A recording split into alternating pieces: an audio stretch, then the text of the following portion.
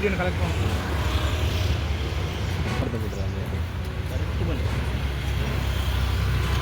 Bag ಉಂಟು sir.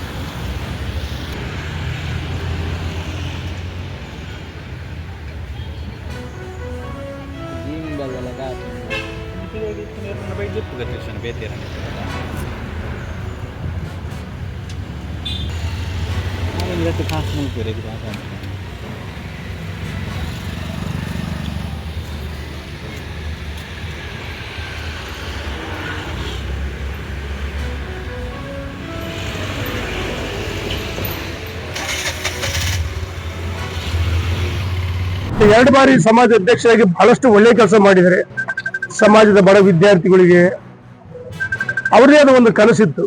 ಇವತ್ತು ನಮ್ಮ ಮಧ್ಯೆ ಇಲ್ಲ. ಅವರ ಅಕಾಲಿಕ ಮರಣದಿಂದ ಆ ತೆರವಾದ ಸ್ಥಾನಕ್ಕೆ ಸನ್ಮಾನ್ಯ ಯಡಿಯೂರಪ್ಪನವರು ರಾಜ್ಯದ ಮುಖ್ಯಮಂತ್ರಿಗಳಾಗಿದ್ದಂಥ ಸಂದರ್ಭದಲ್ಲಿ ವೀರಶೈವ ಲಿಂಗಾಯತ ಒಳಪಂಗಡಗಳು ಒಂದಾಗಬೇಕಂತೇಳಿ ಮೈಸೂರಿನಲ್ಲಿ ಸುತ್ತೂರು ಸ್ವಾಮೀಜಿಗಳ ಅಧ್ಯಕ್ಷತೆಯಲ್ಲಿ ಸಮಾಜದ ಎಲ್ಲ ಏನು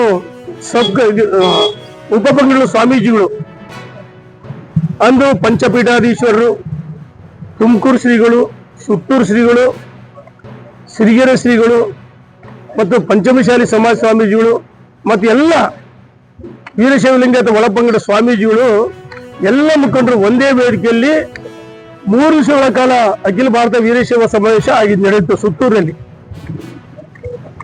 ಯಡಿಯೂರಪ್ಪನವರು ಸಮಾಜಕ್ಕೆ ಆಪತ್ತು ಬಂದಾಗ ವೀರಶೈವರು ಬೇರೆ ಲಿಂಗಾಯತರು ಬೇರೆ ಅಂತೇಳಿ ಸರ್ಕಾರ ಒಡೆಯುವ ಪ್ರಯತ್ನದಲ್ಲಿ ಷಡ್ಯಂತ್ರದಿಂದ ಸಮಾಜ ಇಬ್ಬಾಗ ಮಟ್ಟಕ್ಕೆ ಹೋಗಿತ್ತು.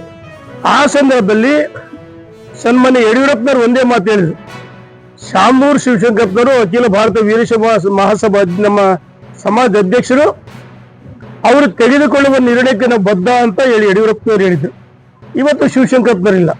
ಶಿವಶಂಕರಪ್ಪನವರ ಏನು ಅಪೇಕ್ಷೆ ಇತ್ತು ಒಳಪಂಗಡ ಒಂದಾಗಬೇಕಂತೇಳಿ, ಅದು ಯಡಿಯೂರಪ್ಪನವ್ರಿಗೂ ಸಹ